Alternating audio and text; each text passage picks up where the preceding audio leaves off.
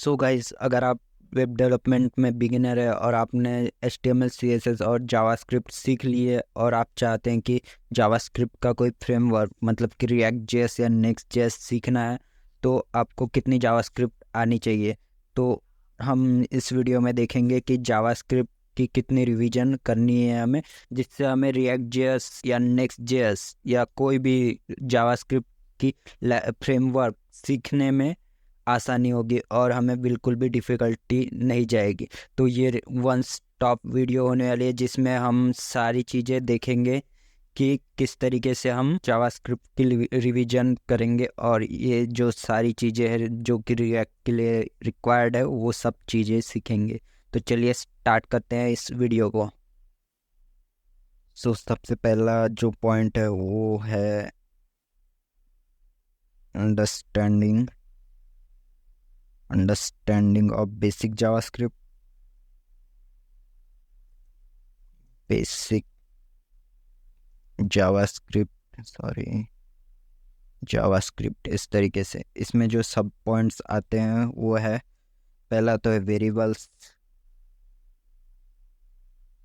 तो कोई भी फ्रेमवर्क सीखने के लिए जावास्क्रिप्ट का वेरिएबल्स के बारे में पता रहना चाहिए। तो इसमें क्या एग्जांपल्स आ जाएंगे तो हम देख लेते हैं। यहाँ पे कॉन्स्ट सबसे पहले आता है, कॉन्स्ट। उसके बाद आता है वेर, देन उसके बाद है थ्री में लेट। तो इन तीन चीज़ों के बारे में आपको सबसे पहले अंडरस्टैंडिंग होनी चाहिए। तो चलिए नेक्स्ट की चीज़ें देखते हैं, जैसे कि पहले तो ये देख लेते हैं कॉन्स्ट, वेर और लेट में क्या डिफरेंस है, कब यूज़ करें, ये सारी चीज़ें जो है पता रहनी चाहिए। तो सेकंड आता है डेटा टाइप्स। डेटा टाइप तो डेटा टाइप्स के बारे में भी आपको पता रहना चाहिए जावास्क्रिप्ट में कौन से डेटा टाइप्स होते हैं। तो सबसे पहला जो है वो है स्ट्रिंग। देन उसके बाद आता है बुलियन। यहाँ इसका सीक्वेंस ठीक नहीं है पर कोई ना, इनके बारे में पता रहना चाहिए। तो उसके बाद है नंबर। देन फोर्थ नंबर पे आएगा null and sorry null. Then fifth number पे आएगा अनडिफाइंड। तो ये 5 डेटा टाइप के बारे में आपको पता रहना चाहिए before learning any JavaScript framework. ये सारी जो चीज़ें हैं वो बेसिक लेवल की है जो आपको आनी ही चाहिए। उसके बाद लूप्स के बारे में पता रहना चाहिए। लूप्स तो फर्स्ट लूप है one, for loop. Then second one है do while loop. Do while ये ठीक है। इसके बाद थर्ड जो है वो है व्हाइल लूप। तो ये जो 3 लूप है इनके बारे में पता रहना चाहिए आपको, और किस तरीके से यूज़ करते हैं वो भी पता रहना चाहिए। बेसिकली कोई भी ज़्यादातर फ्रेमवर्क्स में हम यूज़ क्या करते हैं, ये जो 4 नंबर का लिख लेता हूँ डॉट मैप, ये चीज़ जो है हम बहुत ज़्यादा यूज़ करते हैं। तो ये जो मैप है इसको किस तरीके से हम एफिशिएंटली यूज़ करते हैं उसका पता रहना चाहिए, ताकि हम कोई भी डेटा को अच्छे से पॉपुलेट कर सकें। जैसे कि हमने फेच क्वेरी वगैरह लगा दी तो उसमें बहुत सा डेटा आ गया और उससे पॉपुलेट करना है, तो वो किस तरीके से करेंगे वो पता रहना चाहिए। तो ये चीज़ें आनी चाहिए। उसके बाद जो थर्ड पॉइंट है वो कंडीशनल स्टेटमेंट्स। जैसे कि यहाँ पे सॉरी फोर्थ पॉइंट जो है मेन वो कंडीशनल्स हैं। कंडीशनल्स तो इसमें आ जाते हैं हमारी डिफरेंट कंडीशंस। इफ़ वन लिख लेते हैं, इफ़ एल्स, देन सेकंड है वही हम कॉपी कर लेंगे, नीचे में यहाँ पे सेकंड नंबर डाल देंगे, F L else sorry else F, इस तरीके से। तो ये जो दो कंडीशंस है उनके बारे में पता रहना चाहिए कि किस तरीके से यूज़ करते हैं।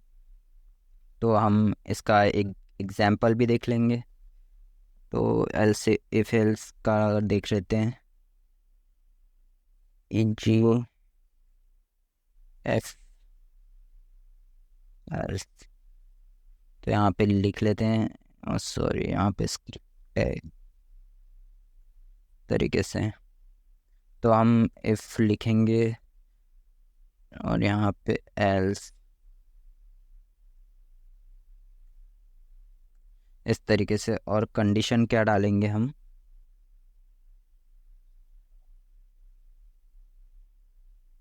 कैट, सॉरी ये स्ट्रिंग में लिखना है, डॉग। अगर cat equals to triple equals to लिखना पड़ेगा। अगर डॉग है तो ये कंडीशन ट्रू हो जाएगी या तो फॉल्स हो जाएगी। ये एक कंडीशन हो गई। इससे हम यहाँ से कट करके यहाँ पे लिख लेंगे। उसके बाद इसे यहाँ से सेकंड एग्जाम्पल। तो हमें इफ एल्स इफ वाली कंडीशन किस तरीके से लिखनी है, तो सिंपल है। इफ, ये देखिए यहाँ पे इफ एल्स कंडीशन ही आई है तो ये एक हो जाएगी ये कंडीशन, और एल्स एफ अगर कैट है, कैट इक्वल्स टू है कैट से, तो ये वाली कंडीशन चल जाएगी। उसके बाद चलेगी एल्स। अगर दोनों कंडीशन सेटिस्फाई नहीं हो रही है तो ये बोलेगा कि ये जो एल्स वाली कंडीशन है वो चला दो। पर इसमें क्या रिज़ल्ट आएगा, यहाँ पे जो लिखेंगे हम वो चीज़ आएगी, आ जाएगी। तो चलते हैं नेक्स्ट टॉपिक पे। तो array array and object, array and object के बारे में पता रहना चाहिए। सॉरी, तो एरे क्या, एरे जो है वन नंबर लिख लेंगे, वन एरे। इसमें डिफरेंट टाइप्स होते हैं। तो इसको जब भी हम, ठीक है ये लिख लेंगे, जब भी हम इसे स्क्वायर ब्रैकेट में लिखेंगे तो वो होता है एरे। और अगर हमने टू लिख लेते हैं यहाँ पे ऑब्जेक्ट, जब हम ऐसे करली ब्रैकेट में लिखते हैं तो वो हो जाता है ऑब्जेक्ट। तो हम ऑब्जेक्ट को एरे के अंदर भी लिख सकते हैं,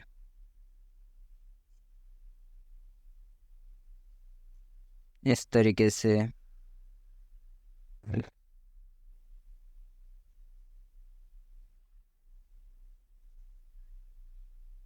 तरीके से लिख सकते हैं। तो ये डिफरेंस होता है एरे और ऑब्जेक्ट में। और अगर आपको और भी डिप में देखना है तो वो देख लीजिएगा।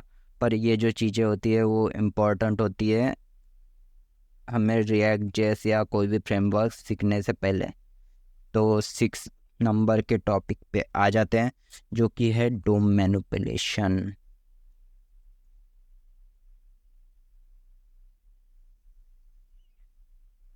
तो डोम मैनिपुलेशन के बारे में पता रहना चाहिए कि किस तरीके से कोई भी एलिमेंट को हमें सिलेक्ट करना है।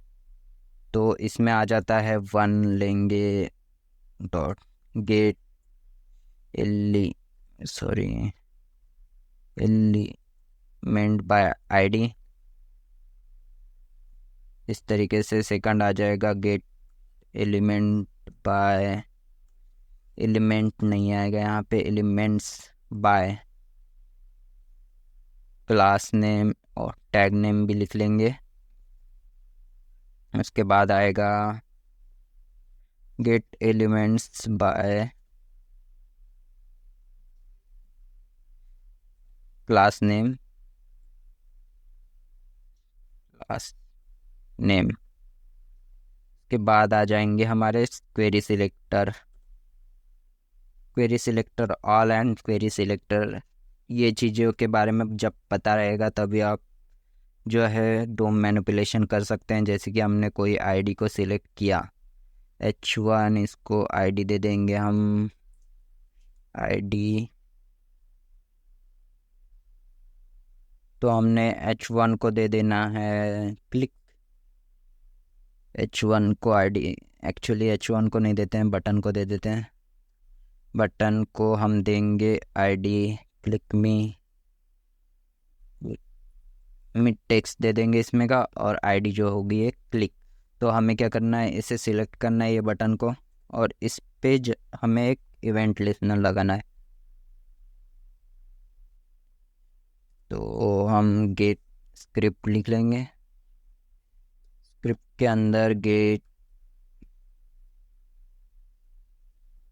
उससे अच्छा हम लगा देंगे कॉन्स बटन BTN। उसके बाद क्वेरी सिलेक्टर,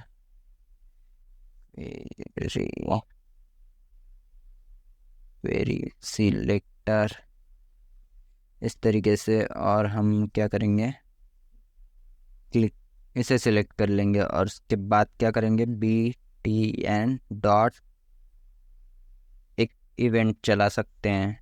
कौन सा, ऐड इवेंट लिस्नर। इस तरीके से हम जो है इवेंट चला सकते हैं। तो यहाँ पे हम फंक्शन लिख लेंगे। इस तरीके से जो भी हम फंक्शन चलाना चाहते हैं तो वो फंक्शन लिख लेना है। तो इस तरीके से जो डोम मैनिपुलेशन है यहाँ पे लिख देते हैं, right what it have to do with the click। इस तरीके से हम कोई भी फंक्शन इस बटन के क्लिक पे रन कर सकते हैं। चाहे हमें कोई टैग की आईडी, मतलब आईडी, टैग नेम या कोई भी चीज़ें चेंज करनी हो, तो उसके लिए हम जो है डोम का यूज़ करते हैं। तो ये डोम मैनिपुलेशन के बारे में आना चाहिए, तभी हम जावास्क्रिप्ट का कोई भी फ्रेमवर्क सीख पाएंगे। तो इसके बाद आता है कॉल बैक्स, 6-7 यहाँ पे call backs, then promises, then sing, await। ये जो चीज़ें वो सबसे ज़्यादा इम्पोर्टेंट हो जाती है जब हम कोई भी जावास्क्रिप्ट का फ्रेमवर्क यूज़ करते हैं। तो call backs, promises and async await ये कब काम आते हैं, जब हम कोई डेटा वगैरह फेच करते हैं उस वक्त ज़्यादातर काम आते हैं। तो कॉल बैक्स क्या है, कॉल बैक्स जो है वो फंक्शन है, एक कोई फंक्शन लिख लेते हैं, लेट्स स्क्रिप्ट लिख लेते हैं यहाँ पे, कॉल बैक्स इस तरीके से। तो एग्जाम्पल लिख रहे हैं हम कॉल बैक्स। तो हमें सिंपली क्या करना है, कोई फंक्शन है, लेट्स फंक्शन, इस तरीके से उसे नेम देना है, कोई भी नेम दे सकते हैं हम फंक्शन को, रन इस तरीके से दे देंगे, और कॉल बैक्स। तो हमें क्या करना है, ये जो फंक्शन है वो कभी बाद में चलाना है। तो यहाँ पे कंसोल लिख लेंगे .log, यहाँ पे कॉल बैक्स। तो हमें क्या करना है, ये जब फंक्शन रन होगा तब ये जो कॉल बैक्स है यहाँ पे जो भी वैल्यू देंगे वो आ जानी चाहिए। तो हमें दूसरा क्या फंक्शन लिखना है,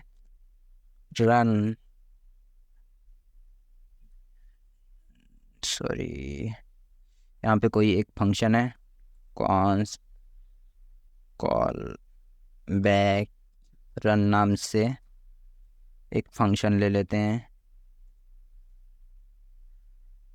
इस तरीके से कॉल बैक रन नाम से एक फंक्शन ले लेंगे और यहाँ पे कुछ वैल्यू दे देंगे, कॉल इस नाम से वैल्यू दे देंगे।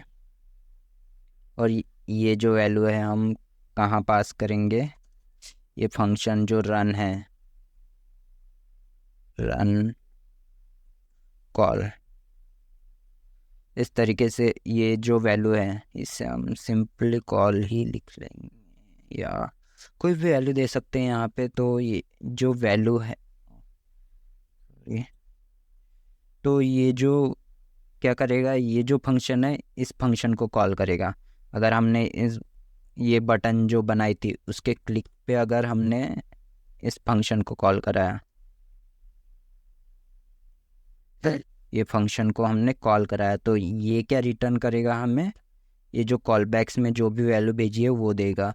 तो इस तरीके से हमें call backs and async await के बारे में पता रहना चाहिए, जो कि हमें कोई भी फ्रेमवर्क यूज़ करते समय काम में आएंगे। प्रोमिसेस फॉर एग्जांपल, अगर हमने कोई चीज़ रन की है, अगर वो होती है सक्सेसफुल तो क्या रिटर्न करेगा, अगर सक्सेसफुल नहीं होती तो क्या रिटर्न करेगा।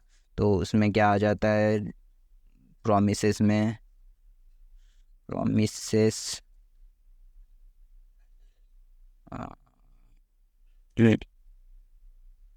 तो इसका एग्जांपल ले लेते हैं।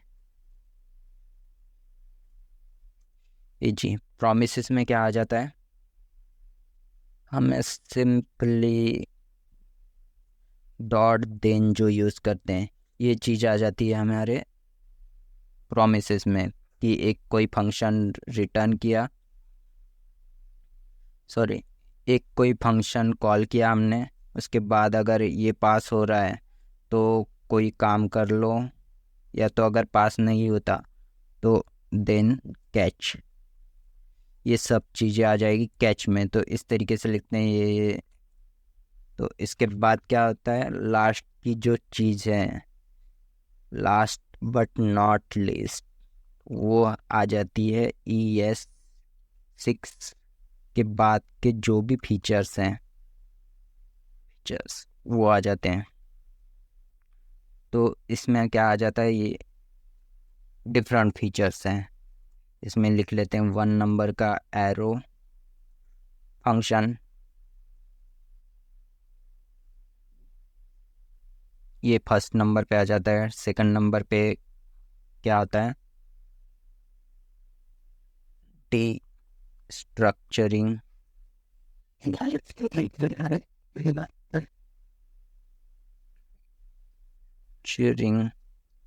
तो इसका एग्जांपल हम यहीं पे देख लेते हैं। जी तो डिस्ट्रक्चरिंग का मीनिंग क्या होता है,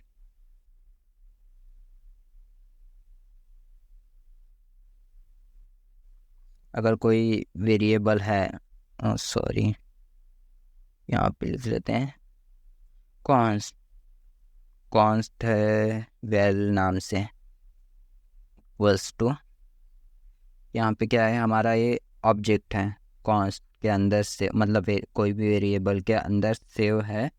और इसमें क्या है, हमारा नेम है, नेम इस तरीके से मेरा नाम लिख लेता हूँ मैं विशाल, जो कि एक स्ट्रिंग है।